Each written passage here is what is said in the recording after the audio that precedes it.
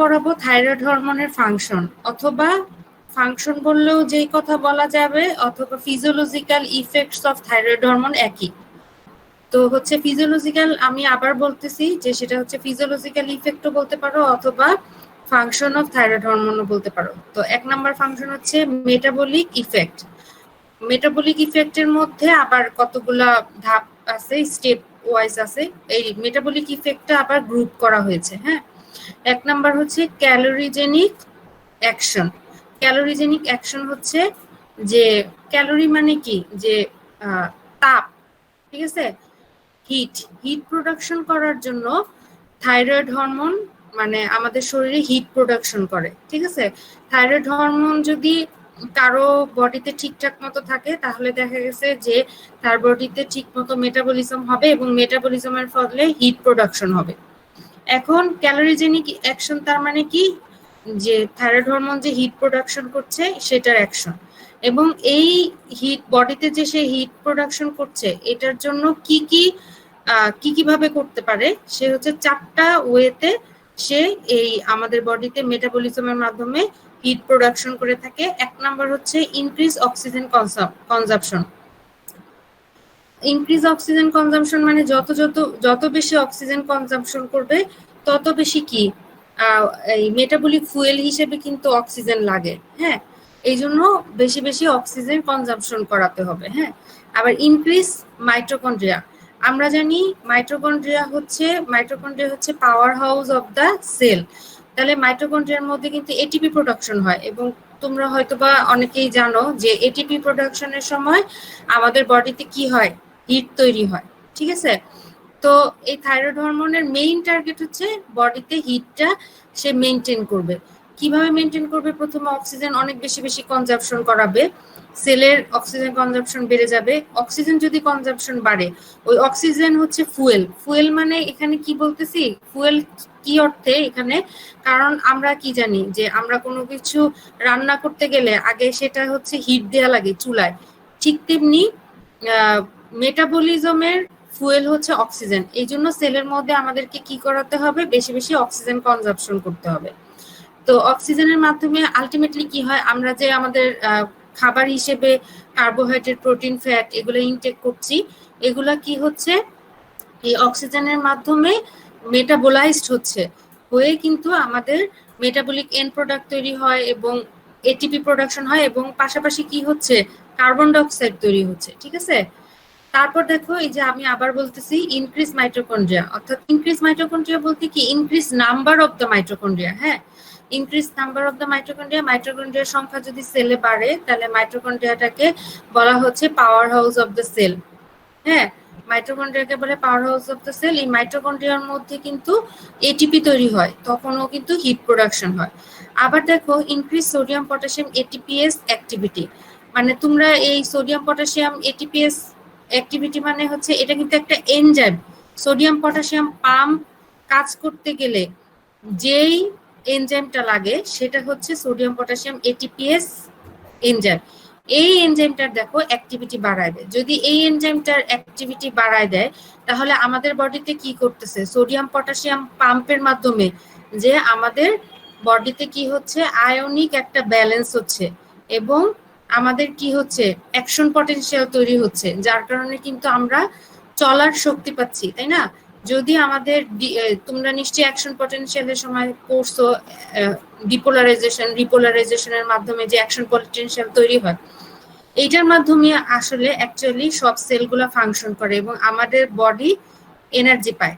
ঠিক আছে, তাহলে যদি সোডিয়াম পটাশিয়াম এটিপিএস মানে এটিপিএস এটা হচ্ছে এনজাইম, যে এনজাইমটার অ্যাক্টিভিটি যদি কমে যায় তাহলে হচ্ছে সোডিয়াম পটাশিয়াম পাম্পটা আমাদের সেলে কাজ করতে পারবে না, তখন কিন্তু সোডিয়াম পটাশিয়ামের যে একটা ব্যালেন্স, ঠিক আছে, সেলের বাইরে একরকম থাকবে, ভিতরে একরকম থাকবে, সেই আয়নিক ব্যালেন্সটা কিন্তু মেনটেন হবে না, যার কারণে আমাদের তখন কি হবে, বডিতে ঠিকমতো হিট প্রোডাকশন হবে না।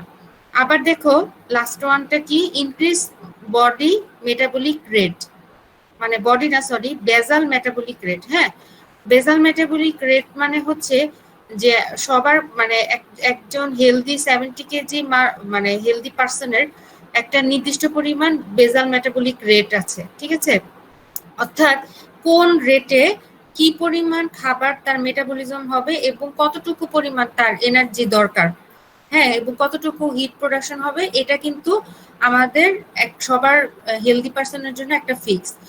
কিন্তু দেখা গেছে থাইরয়েড হরমোন কি করতেছে, এই ইনক্রিজ সে বেজাল মেটাবলিক রেটটাকেও বাড়ায় দিচ্ছে, ঠিক আছে। আর হলো তোমার একটা জিনিস মনে রাখবা যে যখন আমাদের ধরো কেউ এরকম হলো যে একটা অনেক এমন একটা ওয়েদারে এসে গেল, অনেক শীত, ঠিক আছে, অনেক শীত, শীতের কারণে কিন্তু অতিরিক্ত শীত হলে কিন্তু কোল্ড স্ট্রোক করে মানুষ মারা যায়, ঠিক আছে। অনেক সময় দেখা যায় যে অনেক শীতের অনেক শীত পড়লে তখন তার বডির যে মেটাবলিজমের যে ফাংশন সেটা করতে পারে না, হিট প্রোডাকশন হয় না, এবং তখন কিন্তু অত্যধিক কোল্ডের কারণে মানুষের হিট স্ট্রোক হয়, তখন কিন্তু মারা যায়। তো তখন আমাদের বডিরই দেখবা একটা নিজস্ব একটা মেকানিজম আছে। ধরো অনেক ঠান্ডা এনভায়রনমেন্টে গেলে আমরা কি করতে থাকি, কাঁপতে থাকি। এই কাঁপার মাধ্যমে কিন্তু আমাদের একটা কি হচ্ছে, শরীরটা গরম হচ্ছে। এবং আল্লাহ তাআলার অশেষ রহমত, দেখো যে যখন আমরা এরকম কোনো সিচুয়েশন হবে, কেউ যদি এরকম কোল্ড ওয়েদারে কখনো কোনো সময় পড়ে যায়, তাহলে তখন তার কি হবে, তখন বডির নিজস্ব মেকানিজমের মাধ্যমে তার থাইরয়েড হরমোন সিক্রেশন হবে। তখন থাইরয়েড হরমোন সিক্রেশন হওয়ার উদ্দেশ্য কি, কারণ থাইরয়েড হরমোন আমাদের অক্সিজেন কনজাম্পশন বাড়ায় দিবে, নাম্বার অফ মাইটোকন্ড্রিয়া বাড়ায় দিবে, সোডিয়াম পটাশিয়াম এটিপিএস পাম্পের অ্যাক্টিভিটি বাড়ায় দিবে, এবং আলটিমেটলি বেজাল মেটাবলিক রেট বাড়ায় দেওয়ার মাধ্যমে বডিতে হিট প্রোডাকশন করবে, যাতে সে কোল্ড এনভায়রনমেন্টে সে একটা সামঞ্জস্য বজায় রাখতে পারে, ঠিক আছে। আসলে থাইরয়েড হরমোনের ফাংশনের ক্ষেত্রে এত ডিটেলস ভাবে কিছু বলার নাই, তারপরেও তোমাদের আমি বুঝা যাতে ফাংশনগুলো মনে থাকে, এই জন্য আমি একটু এক্সপ্লেন করতেছি, হ্যাঁ। আচ্ছা, তারপর দেখো ওই মেটাবলিক ইফেক্টের মধ্যেই প্রথমে বললাম তো, প্রথমটা কি বললাম যে ক্যালোরিজেনিক অ্যাকশন, ঠিক আছে, 1 নাম্বার ক্যালোরিজেনিক অ্যাকশন ছিল। এবং 2 নাম্বারটা দেখো on intermediary metabolism of food staff. অর্থাৎ সে তো ওই ক্যালোরিজেনিক অ্যাকশন করতেছে 4টা ওয়ের মাধ্যমে, এছাড়াও সে কিছু কি কাজ করতেছে, থাইরয়েড হরমোন কি করতেছে, কিছু আমরা যে ফুড খাচ্ছি, ফুড স্টাফ খাচ্ছি, সেগুলার কি মেটাবলিজমে সে হেল্প করছে। তাহলে দেখো অন প্রোটিন মেটাবলিজমে সে কি করতেছে, ফিজিওলজিক্যাল ইফেক্ট মানে হচ্ছে কি জানো, এটা হচ্ছে যখন তোমার বডিতে তোমার মানে নর্মাল পরিমাণে থাইরয়েড হরমোন সিক্রেশন হবে, এবং তখন সে কি করবে, প্রোটিন সিনথেসিস। রিটেনে আসলে এক্সেস সিক্রেশন হলে কি হবে বা কম সিক্রেশন হলে কি হবে এগুলি দরকার নেই, তোমরা নর্মালটা পর্যন্ত পড়বা, ঠিক আছে। তাহলে এক্সেস সিক্রেশন হলে কি হবে সেটা আমি আর না বললাম। ফাংশনের ক্ষেত্রে শুধু নর্মাল লেভেলে থাইরয়েড হরমোন থাকলে তার কি ফাংশন ছিল সেটা লিখবা, কিন্তু এক্সেস বা ডিক্রিজ সিক্রেশন হলে কি হবে সেটা লেখার দরকার নেই। তারপর দেখো 1 নাম্বার প্রোটিন বললাম, প্রোটিন তাহলে করতেছে প্রোটিন সিনথেসিস বাড়ায় দিচ্ছে, আমাদের প্রোটিন তৈরিটাকে সে আরো বাড়ায় দিচ্ছে, আমাদের বডির প্রোটিন তৈরিকে প্রোটিন তৈরিতে সে থাইরয়েড হরমোন তাহলে কি করছে, সাহায্য করছে। এখন 2 নাম্বার দেখো on carbohydrate metabolism. Carbohydrate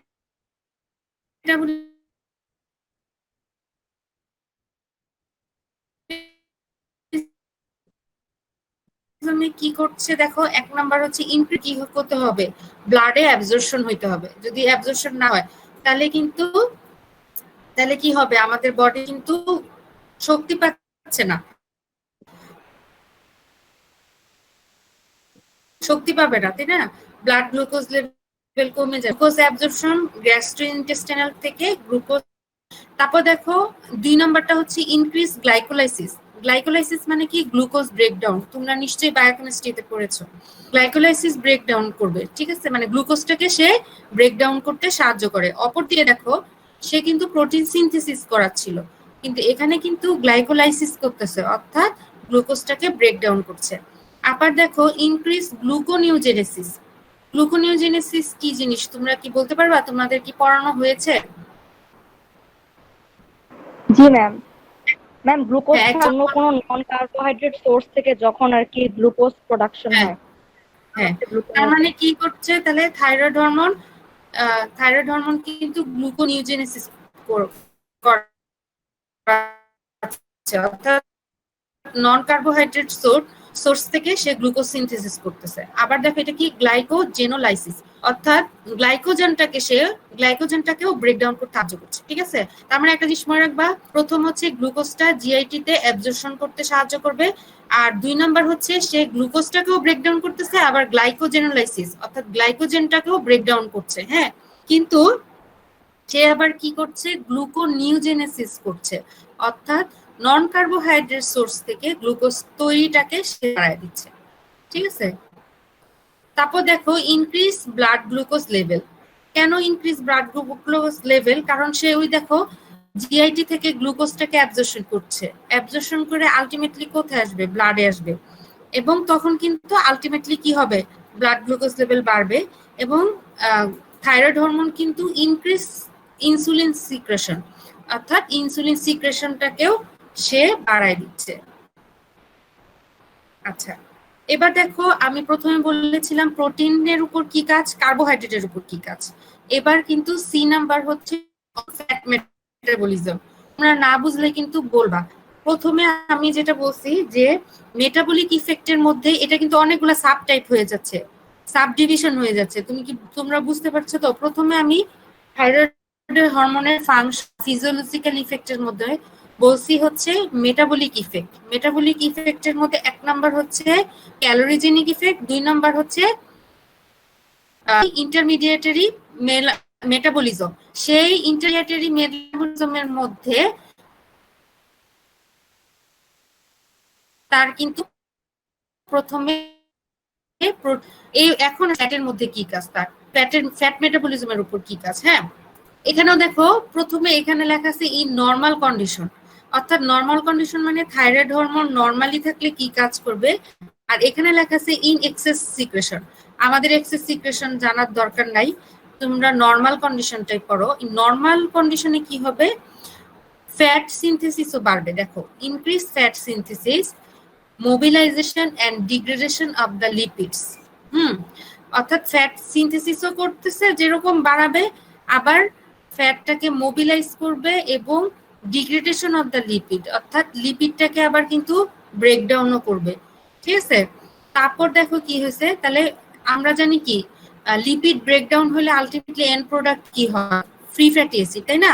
carbohydrate breakdown হলে এন্ড প্রোডাক্ট হবে গ্লুকোজ, প্রোটিন ব্রেকডাউন হলে এন্ড প্রোডাক্ট হবে কি, অ্যামাইনো অ্যাসিড, আর হচ্ছে লিপিড ব্রেকডাউন হলে তাহলে তার এন্ড প্রোডাক্ট কি হবে, ফ্রি ফ্যাটি অ্যাসিড। তাহলে দেখো থাইরয়েড হরমোনটা কি করছে, যে লিপিড ব্রেকডাউনও কিন্তু করতেছে, তখন আলটিমেটলি ব্রেকডাউন কি হবে, ফ্রি ফ্যাটি অ্যাসিড পরিমাণটা বেড়ে যাবে, এবং সেই ফ্রি ফ্যাটি অ্যাসিড কিন্তু ব্লাডে অ্যাবজর্পশন হবে, তখন ব্লাডে কি হবে, ফ্রি ফ্যাটি অ্যাসিডের লেভেলটা বেড়ে যাবে। অপরদিকে দেখো থাইরয়েড হরমোন কি কাজ করছে, decrease plasma cholesterol, phospholipid and triglyceride levels. তার মানে এই থাইরয়েড হরমোনের কি একটা ভালো ফাংশন হলো, যে ধরো অনেকের গার্জিয়ানরা দেখবা হার্টের ডিজিজে ভোগে, তখন কিন্তু তাদেরকে প্রথমেই করতে বলে যে লিপিড প্রোফাইলটা করেন।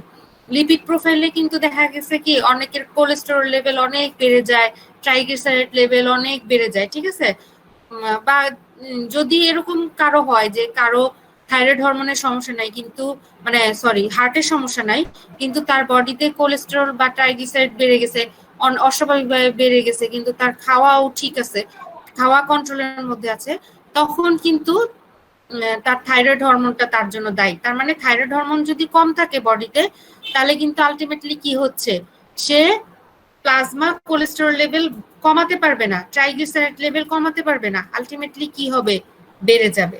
ঠিক আছে, তাহলে থাইরয়েড হরমোন ফ্যাটের উপর কাজ কি, ফ্যাট সিনথেসিসও যেমন করবে, ডিগ্রেডেশন অর্থাৎ ব্রেকডাউনও করে আলটিমেটলি ব্লাডে ফ্রি ফ্যাটি অ্যাসিডের পরিমাণটা বাড়ায় দিবে। Free fatty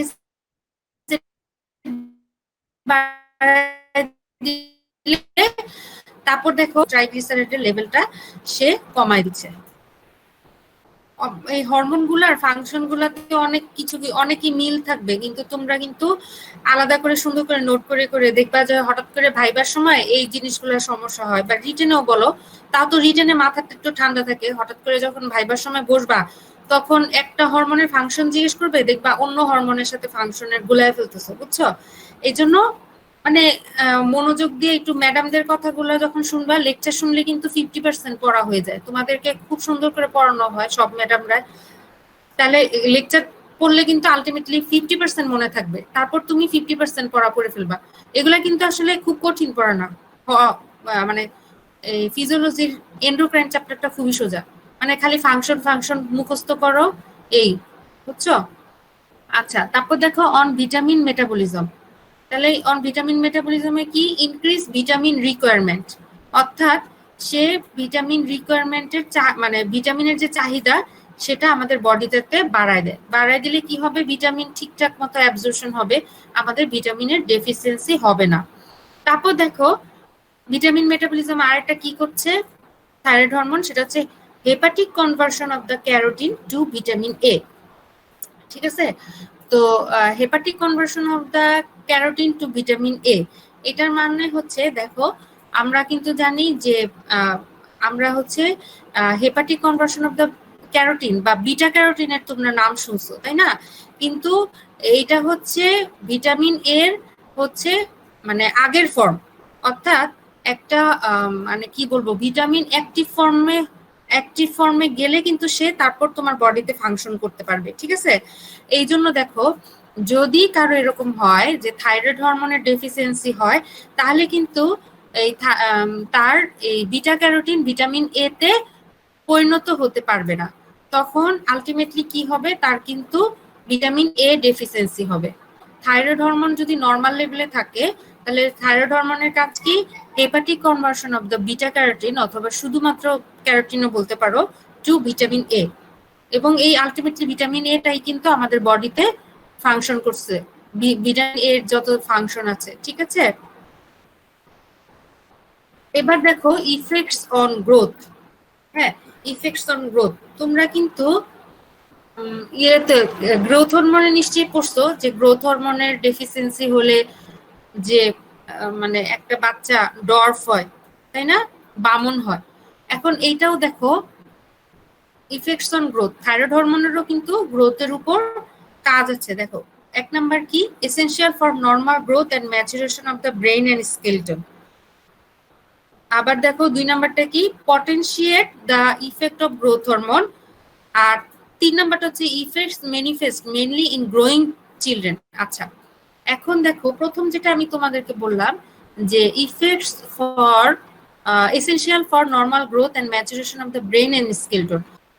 Growth of body cells, growth in the size of cells, and differentiation of cells. It is a basic problem. স্কেলিটনের উপর কোনো ফাংশন আছে, মানে বোনসের উপর? হ্যাঁ, এপিফিজিয়াল মানে গ্রোথটাকে স্টিমুলেট করে। আচ্ছা ঠিক আছে, এখন দেখো গ্রোথ হরমোনের ফাংশন কিন্তু বডি সেলটাকেও গ্রোথ করাচ্ছে, অর্থাৎ বডির যে সফট টিস্যু বলতে কি বোঝাচ্ছে, বডিতে দুই ধরনের টিস্যু আছে, হার্ড টিস্যু আর সফট টিস্যু। হার্ড টিস্যুর মধ্যে হচ্ছে ব্রেন, স্কেলিটন, যেগুলা আমাদের হার্ড বোন গুলা যেগুলা সেগুলাকে বোঝাচ্ছে। আর সফট টিস্যু বলতে কিন্তু সেল টিস্যু, বিভিন্ন আমাদের বডির অর্গান, এগুলার গ্রোথকে বোঝাচ্ছে। ঠিক আছে, তাহলে গ্রোথ হরমোনের ফাংশন কিন্তু সেল গ্রোথ, টিস্যু গ্রোথ এগুলাও করছে, কিন্তু থাইরয়েড হরমোনের মেইনলি ফাংশন হচ্ছে তোমার growth and maturation of the brain and skeleton. হ্যাঁ, এই জিনিসটা মনে রাখবে। এবং ব্রেইনেরও কিন্তু গ্রোথ এবং ম্যাচুরেশনে থাইরয়েড হরমোনের অনেক ভূমিকা। এই জন্য দেখবা যে অনেক বাচ্চা হয়তো বা তোমরা দেখছো বা শুনছো যে মায়ের ধরো গলগণ্ড রোগ, অর্থাৎ গলগণ্ড মানে যে থাইরয়েড হরমোনের ডেফিসিয়েন্সি, এখন সেই মার থেকে যে বাচ্চাটা হলো, সেই বাচ্চার দেখবা থাইরয়েড হরমোনের যদি ডেফিসিয়েন্সি থাকে, দেখবা সে হাবাগোবা হয়, সে তার আইকিউ লেভেল অনেক কম থাকে। বুঝতে পারছো? এই জন্য তো থাইরয়েড হরমোন অনেক গুরুত্বপূর্ণ। তোমরা হয়তো বা রিটেনে একটা কোশ্চেন পাবা, সেটা হচ্ছে যে দুই ধরনের ডর্ফ আছে। ঠিক আছে, একটা হচ্ছে পিটিটারি ডর্ফ আর একটা হচ্ছে আরেকটা কি ডর্ফ, বুঝছো? মানে একটা হচ্ছে তোমার মানে এর কোশ্চেনটা এরকম আসবে যে Levi-Lorentzen-Dörf. হ্যাঁ বলো। Levi-Lorentzen-Dörf যে সোমাটোমেডিন সি এর ডেফিসিয়েন্সির কারণে। হ্যাঁ এটা ঠিক আছে, কিন্তু তোমার আরেকটা জিনিস হচ্ছে যে ডর্ফ দুইটা কারণে হয়। একটা হচ্ছে গ্রোথ হরমোন ডেফিসিয়েন্সির কারণে কিন্তু বামন হতে পারে, আর একটা হচ্ছে থাইরয়েড হরমোন ডেফিসিয়েন্সির কারণেও কিন্তু সে বামন হতে পারে। কিন্তু তুমি দুইটা পার্থক্য করবা কিভাবে? পার্থক্য করবা ওইভাবেই যে গ্রোথ হরমোনের যার ডেফিসিয়েন্সি তার তার কিন্তু ব্রেনের ডেভেলপমেন্টের কোনো সমস্যা নাই, অর্থাৎ তার থাইরয়েড হরমোন ঠিক আছে। তাহলে দেখবা তাকে নর্মাল কোশ্চেন টোশ্চেন করতেছো, খুব বুদ্ধির সাথে সব অ্যান্সার দিচ্ছে। কিন্তু আরেকটা বাচ্চা সেও বামন, কিন্তু তার গ্রোথ হরমোন ডেফিসিয়েন্সি নাই, কিন্তু থাইরয়েড হরমোনের ডেফিসিয়েন্সি থাকলে তাহলে দেখবা তাকে কোনো কিছু অ্যান্সার করলে, কোশ্চেন করলে সে ঠিক মতো অ্যান্সার করছে না, ঠিক আছে? তার আইকিউ লেভেল অনেক কম থাকবে। হ্যাঁ, আরেক বুঝতে পারছো তো এটা? হ্যাঁ, তারপর 2 নাম্বারটা দেখো, potentiate the effect of growth hormone. অর্থাৎ থাইরয়েড হরমোনের আরেকটা ফাংশন হলো সে গ্রোথ হরমোনের ফাংশনটাকেও কিন্তু মানে বাড়ায় দিচ্ছে। পটেনশিয়েট মানে কি? আরো ত্বরান্বিত করছে, ঠিক আছে? তারপর দেখো এখানে effects manifest mainly in growing children. অর্থাৎ থাইরয়েড হরমোনের কিন্তু ফাংশনটা হচ্ছে মেইনলি গ্রোয়িং চিলড্রেনের যে স্কেলিটন গ্রোথ, তারপর ম্যাচুরেশন, সেগুলাতে সাহায্য করে। Effects on nervous system. Effects on nervous সিস্টেমের এখানে এখানে আমি এখানে খুব শর্টকাট বলা আছে। হ্যাঁ, এখানে শর্টকাট বলা আছে এই কারণে যে তোমাদের যদি পুরো ফাংশনটা আসে যে থাইরয়েড হরমোনের ফাংশন 5 নাম্বারের জন্য, তাহলে তো তোমাদের এত কিছু লেখার দরকার নাই। কিন্তু অনেক সময় রিটেনে কোশ্চেন আসে কি থাইরয়েড হরমোনের ফাংশন শুধুমাত্র নার্ভাস সিস্টেমের উপর বা শুধুমাত্র কার্ডিওভাস্কুলার সিস্টেমের উপর, হ্যাঁ, অথবা শুধুমাত্র জিআইটির উপর, তখন কিন্তু তোমাদের একটু ইলাবোরেটলি বলতে হবে, একটু বললে হবে না। আচ্ছা, আমি ওইটা পরে বলতেছি, আগে তোমরা এটা দেখো যে promote normal development of the brain and myelination process. একটু আগে তো বললামই যে ব্রেনের ডেভেলপমেন্ট এন্ড ম্যাচুরেশন হচ্ছে থাইরয়েড হরমোনের হেল্প আছে, কিন্তু দেখো একটা জিনিস কি মাইলিনেশন প্রসেসেও কিন্তু সে সাহায্য করছে। মাইলিনেশন জিনিসটা কি কেউ বলতে পারবা? Layer of fat around the axons. আরেকবার বলো। Layer of fat cells produced by the strong cells around the axons, solitary conduction এর জন্য। আচ্ছা আচ্ছা, একটা জিনিস মনে রাখবা যে বডিতে তো নিউরন থাকে, নিউরনের কাভারিংটা সম্ভবত মাইলিনেশনের মাধ্যমে হয়, তাই না? এখন এই কাভারিংটা যদি ঠিক মতো না থাকতো, হ্যাঁ, promote normal development of the brain and myelination process, তাহলে সেন্ট্রাল নার্ভাস সিস্টেমে আমাদের নার্ভাস সিস্টেম একটা পেরিফেরাল, তাই না? সেন্ট্রাল নার্ভাস সিস্টেম কি নিয়ে গঠিত? Brain and spinal cord. আর পেরিফেরাল নার্ভাস সিস্টেম কি নিয়ে গঠিত? পেরিফেরাল নার্ভস নিয়ে, তাই না? তাহলে এখন দেখো increase development of the brain and myelination process, myelin sheath তো সব নিউরনেই আছে, তাই না?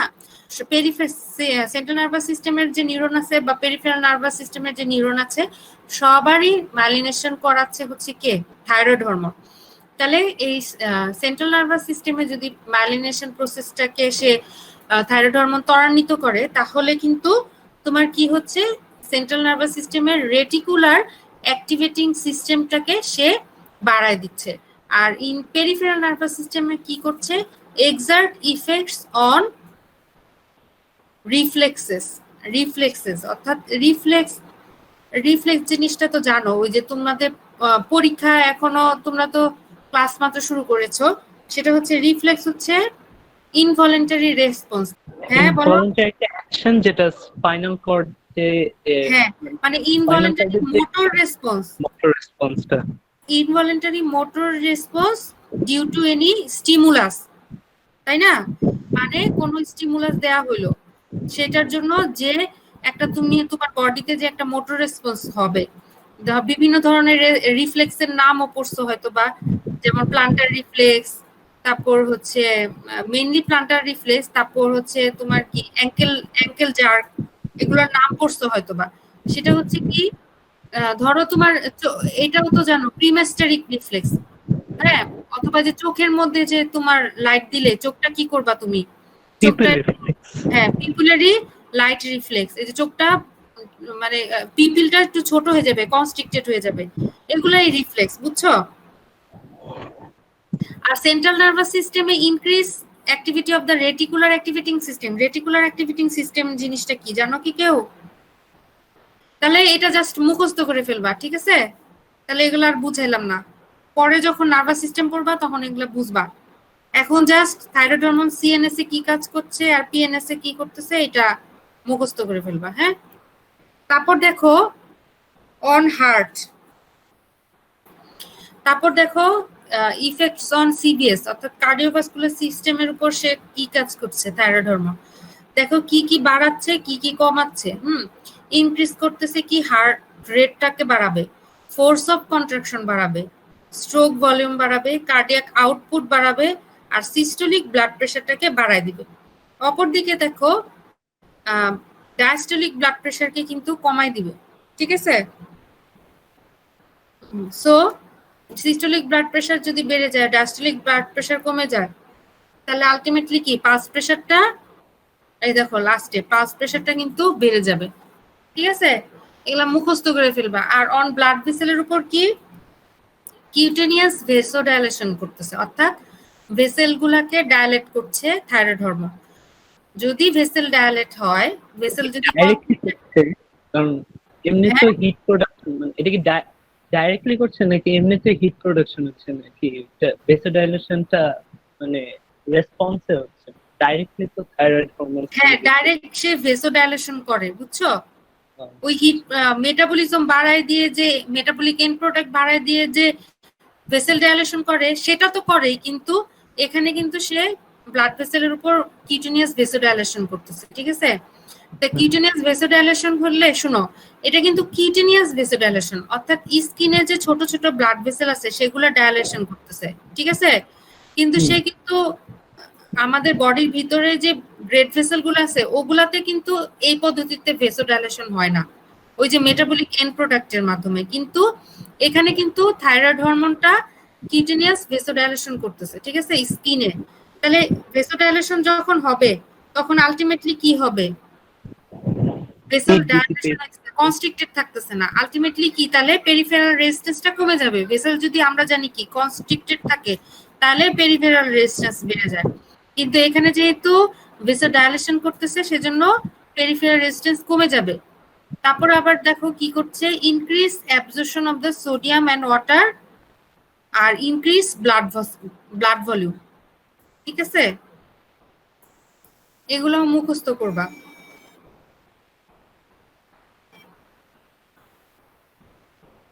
আচ্ছা, তারপর দেখো রেসপিরেটরি সিস্টেমের উপর কি কাজ করছে, রেসপিরেশনের রেট এবং ডেপথটাকে বাড়ায় দিচ্ছে, মানে রেটও বাড়াবে ডেপথনেসও বাড়াবে, ঠিক আছে?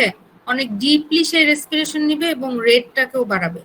জিআইটির উপর কি কাজ করতেছে, ইনক্রিজ অ্যাপেটাইট অর্থাৎ ক্ষুধা বাড়ায় দিচ্ছে, ইনক্রিজ ডাইজেস্টিভ সিক্রেশন, মানে আমাদের জিআইটির যে সিক্রেশন আছে বিভিন্ন অ্যাসিড, তারপর হরমোন, এনজাইম, এগুলা সিক্রেশনটাকে বাড়ায় দিবে এবং জিআইটির কি করবে, মোটিলিটিও বাড়ায় দিবে, ঠিক আছে? তাহলে এগুলো যদি সিক্রেশন যদি বাড়ায় দেয়, তাহলে দেখো তোমরা নর্মালি এমনিই বলতে পারো যদি সিক্রেশন বাড়ায় দেয়, যদি মোটিলিটি বাড়ায় দেয়, তাহলে আলটিমেটলি কি হবে, মানে বেশি যদি বাড়ায় দেয় তাহলে কিন্তু ডায়রিয়া হয়ে যাবে। আর তার মানে যদি থাইরয়েড হরমোন যদি কম থাকে, সিক্রেশন কম, মোটিলিটি কম, আলটিমেটলি কিন্তু কনস্টিপেশন হয়ে যাবে, ঠিক আছে? আচ্ছা যাই হোক, বাড়া কমা তোমাদের দরকার নাই, একটু পর্যন্তই পড়ো নর্মাল ফাংশন। তারপর দেখো আদার ইফেক্টস, আদার ইফেক্টস এর মধ্যে থাইরয়েড হরমোন অন্যান্য এন্ডোক্রাইন গ্ল্যান্ডের উপর কি করতেছে, negative feedback inhibition on the pituitary thyroid stimulating hormone, অর্থাৎ ইনহিবিশনের মাধ্যমে পিটুইটারি থেকে যে থাইরয়েড স্টিমুলেটিং হরমোন সিক্রেশন হচ্ছে এটাকে ইনহিবিট করে দিবে, হ্যাঁ? তারপর আবার দেখো increase insulin, parathyroid hormone and glucocorticoid secretion, এই তিনটা হরমোনের সিক্রেশন বাড়ায় দিবে। আচ্ছা স্কেলটাল মাসেলটাও তোমাদের বলা দরকার নেই, ঠিক আছে? স্কেলটাল মাসেলের উপর কি করছে, কারণ দেখো এখানে কিন্তু ওই বাড়া কমা দিয়ে বলা আছে। হ্যাঁ, থাইরয়েড হরমোন কি কাজ করতেছে স্কেলটাল মাসেলের উপর, এটা কিন্তু বাড়া কমা দিয়ে বলা আছে, ঠিক আছে? এটা বলার দরকার নাই।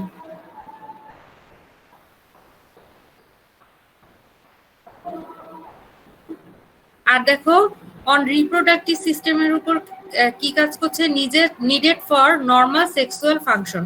ওই হাইপো সিক্রেশন আর হাইপার সিক্রেশনে কি ওগুলা দরকার নাই। তবে হাইপো এবং হাইপার সিক্রেশনেরটা তোমাদের জানলে ভালো হবে কি, তোমাদের যখন ওই যে থাইরয়েড হরমোনের হাইপারথাইরয়েডিজম হাইপোথাইরয়েডিজম পড়বা, তখন কিন্তু মানে ওইখানে এই সমস্যাগুলোর কথা বলা আছে, বুঝছো? কিন্তু এখন নর্মাল ফাংশনে এগুলা বলা দরকার নাই।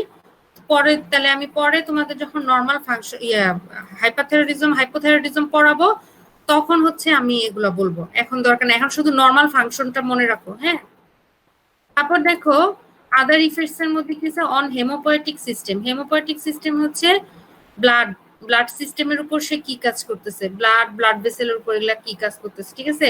মানে বিভিন্ন ব্লাড সেলগুলোর উপর কি কাজ করছে।